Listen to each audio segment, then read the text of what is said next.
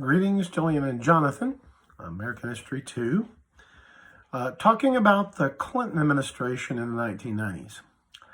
So, looking at the international situation, some of the things we've already talked about. Bill Clinton becomes president in January of 1993.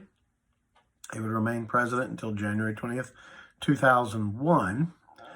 And in that time, we saw an end to the Balkans mess. You'll remember we talked about how Yugoslavia had blown apart in the early 90s into its constituent units. Serbia, very aggressive about protecting ethnic Serbs in the other neighboring territories of Croatia, Bosnia-Herzegovina, waged war against the Croats and the Bosnian Muslims in the aftermath of the explosion of Yugoslavia. And the Serbs helped the ethnic Serbs in Bosnia to wage a horribly bloody war. I guess technically it was a civil war since everybody was a resident of Bosnia-Herzegovina. But you'll remember I introduced you to that terrible term, ethnic cleansing, where an army would go into a region and drive every person living there who wasn't a member of the ethnic group they favored out. Either drive them out or kill them. And the early 1990s would see the revival of something I suspect most Europeans never dreamed they would see again: concentration camps, just like the Nazis operated for the Jews, only this time they were Serbs housing Bosnian Muslims and Croats in them. Eventually, most of those people were deported to Croatia or to the Muslim regions of Bosnia, predominantly Muslim regions of Bosnia.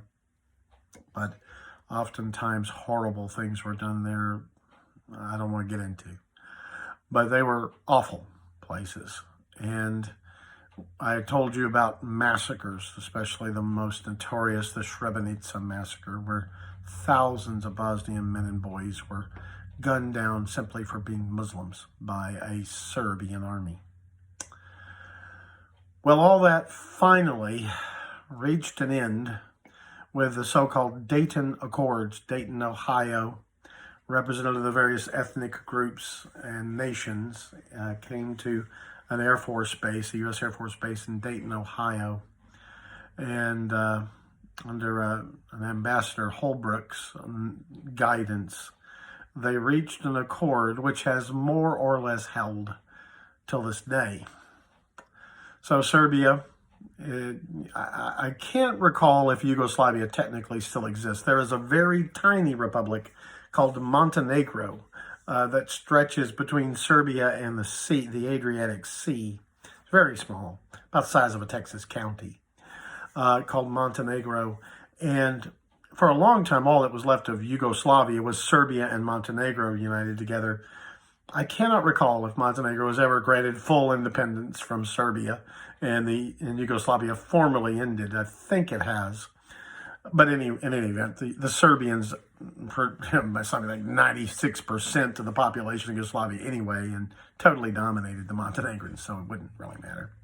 But Croatia has gone on to become a stable and relatively prosperous country, very oriented towards Western Europe.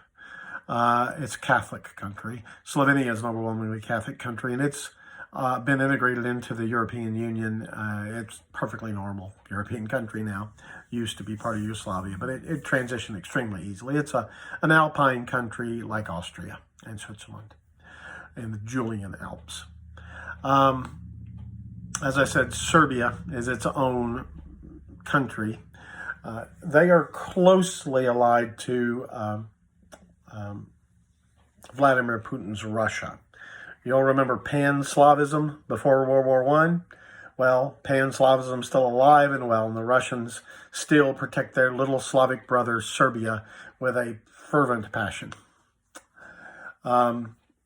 Macedonia, the southernmost republic of what had been Yugoslavia, has been independent for a long time. It's still quite a poor country.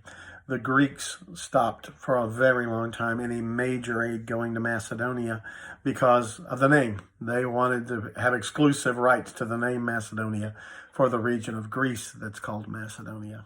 But I believe now they finally agreed to let them call themselves North Macedonia, and so they probably will slowly become part of Europe in a more normal way. But then there's Bosnia-Herzegovina, the bleeding sore for all those years in the 90s.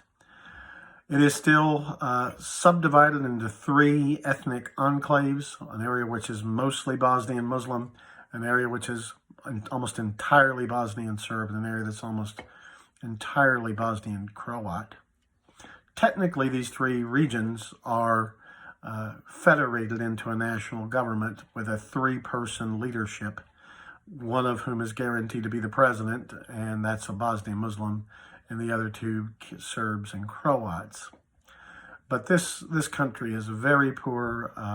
Sarajevo, the capital, used to be quite a winter vacation spot. The Winter Olympics were held there in 1984, but nobody goes there anymore. It's a shell of a place that is almost entirely dependent on international aid for survival. But at least there is relative peace there now.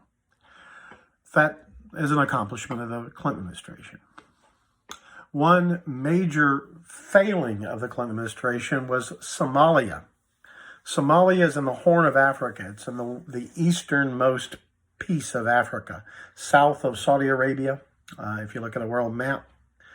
Somalia collapsed into total chaos in the late 1970s. Again, it was a Cold War thing.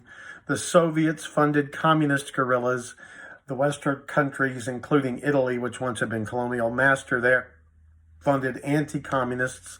And the 2 sides just fought each other over this very poor country until there was nothing united left. And it was divided up into warlord havens. People who ruled like something out of Mad Max. I mean, really, just nightmare world there. Armed gangs of people, little private armies by these warlords controlling this portion of the capital city, Mogadishu, that portion of this town, this region where they can grow a little food. It's a very poor, very arid country. It's on the very eastern edge of the Sahara Desert. And it just, for 10 years, 15 years, it was a chaos of warlords fighting warlords. Muslim extremists got involved, of course, with their own armies. Just a mess. And in the mid-1990s, this became a major humanitarian crisis. A drought hit East Africa. Ethiopia and Somalia suffered mightily starvation because of the drought, couldn't grow crops. And the world saw that, especially in Somalia, this was a crisis because there was no government to help. And if the Western countries wanted to give food aid, the warlords would simply take it. So President Clinton made the decision that for humanitarian reasons, purely humanitarian reasons, the United States would send in the U.S. Marine Corps and elements of our Army and Air Force to Somalia to bring some semblance of order sufficient to ship food in and distribute it so people wouldn't starve to death by the hundreds of thousands as it looked like they would. So we sent our military in on a purely humanitarian mission. Unfortunately, a lot of these Somali warlords saw this as a foreign invasion, and they attacked our troops who were there just trying to help. But they attacked them with a horrific vigor. And one of the leading warlords, I think his name was Adid, was clearly behind a lot of these attacks. So we made the decision to try to grab him or kill him and sent in an armed force to try to get him in his lair in the capital of Mogadishu. And that went wrong. Incidentally, Jonathan, you might especially like this. They made a superb movie called Black Hawk Down about this. Black Hawk Down. Black Hawk refers to the heavily armored helicopters the U.S. Army flies. Black Hawk attack helicopters, 2 of which were shot down by Adid's warriors and the rescue mission that had to go in to try to save these men. The footage of one of the helicopter crew's bodies being abused by these Somali fighters went all over the world. CNN picked it up. So the world saw this humiliation of American military forces in Mogadishu, Somalia. Well, a few of these men were rescued. Very great bravery. The movie tells the story of these incredibly brave fighting men.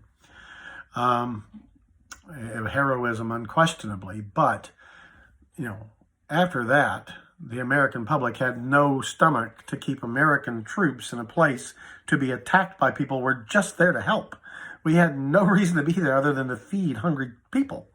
And yet we're being attacked and our men are being killed and abused in horrific ways on television. So Clinton we had to tuck our tails between our legs and get the heck out. And Mogadishu was left largely to starve. And even to this day, 20 more plus years later, Mogadishu is still barely under any kind of control. There is a large fanatical Muslim terrorist army that controls pieces of Somalia. It's still just a mess. It is what scholars call a failed state, And failed states do become havens for terrorists and pirates. You want another movie? There was a movie with Tom Hanks about a ship that was captured by Somali pirates. Yes, real, honest-to-God pirates, and they don't talk like Johnny Depp and wear peg legs with eye patches anymore. They're real pirates on the coast of Somalia with shoulder-launched rockets and 50 caliber machine guns. It's no joke. But anyway, those are two major international events that happened in the 1990s under Bill Clinton's watch internationally. I think I'm going to stop there with this lecture, and on Monday we'll take up with another. God bless you both.